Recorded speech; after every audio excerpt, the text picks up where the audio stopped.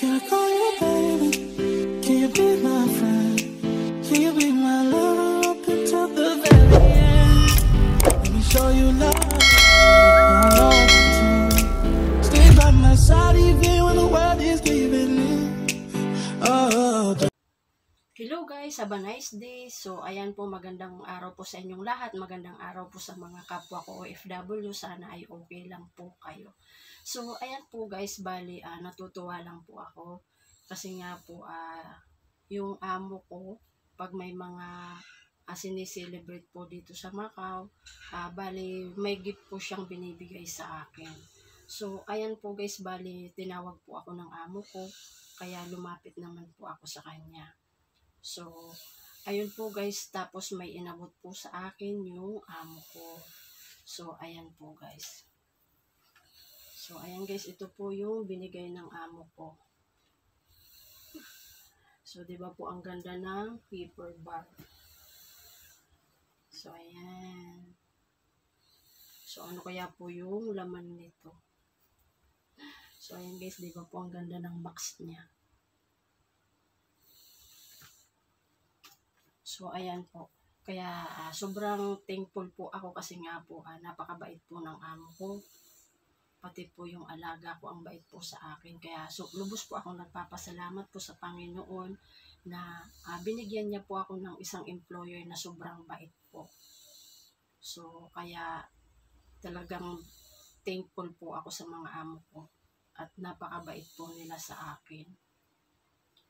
Sobrang na-appreciate ko po yung mga binibigay sa akin ng amo ko. Nakakatuwa po.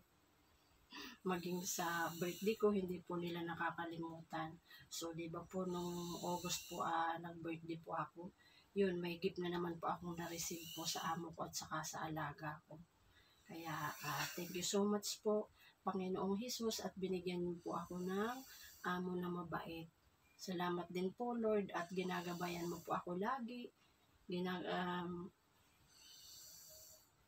Pinapalakas mo po ako nang sa gayon po yung tungkulin ko na magtrabaho dito sa amo ko, nagagampanan ko po. Napakahirap po na mag-alaga ng isang matanda. Kasi nga po yung alaga ko is, bali ngayong taon is 82 years old na po si Popo. Sobrang nakakapagod po. Kasi nga po hindi na po siya makalakad, nawala po ako. Tapos ako po yung nagpapaligo sa kanya, nagpapakain.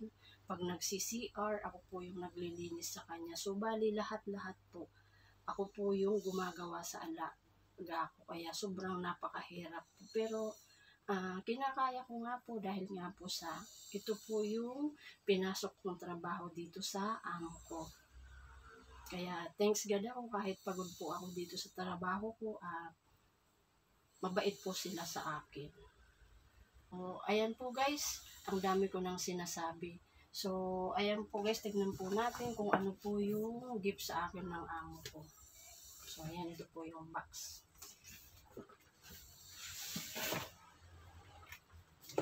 So, ayan, di ba po ang ganda ng lalagyan niya. So, ayan, sobrang ganda po. Di ba po? Ano kaya po yung laman nito?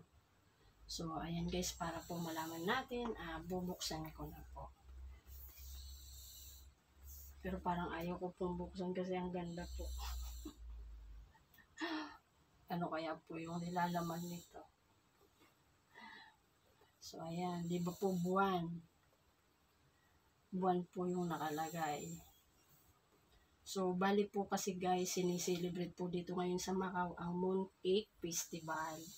So, kaya po ganito po yung lalagyan niya. So, ayan guys, may idea na po kayo kung anong nilalaman nito. Kasi nga po is Mooncake Festival po dito sa Macau. So, ayan. So, ayan guys, buksan na po natin kung ano po yung laman nito. So, ayan, ang ganda po ng lalagyan, oh. So, ayan. Pa-suspense pa po. So, ayan po kaya laman nito.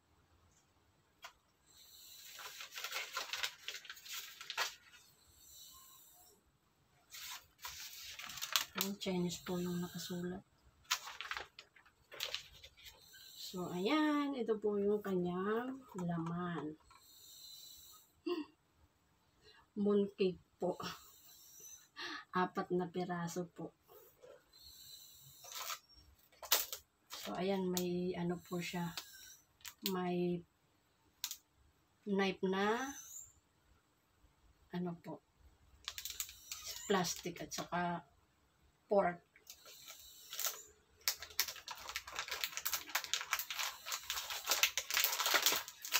So, ayan guys, ito po yung laman. 4 po na piraso. Alam po kasi ng amo ko na hindi ako mahilig sa matamis. Kaya, alam ko na hindi po ito sweet. Kasi alam ng amo ko hindi ako mahilig po sa sweet. So, kaya po guys, yung binili ng amo ko hindi po sa sweet. Bali, sabi po ng amo ko, cheese po ito na may salty egg. O, diba maalat?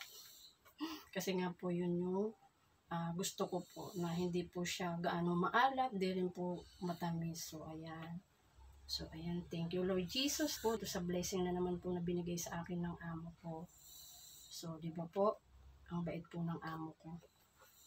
So, mamaya po guys, iuuwi ko na po ito sa boarding house. So, ayan. Balik ko na muna po dito sa lalagyan. So, di ba po ang ganda ng kanyang box.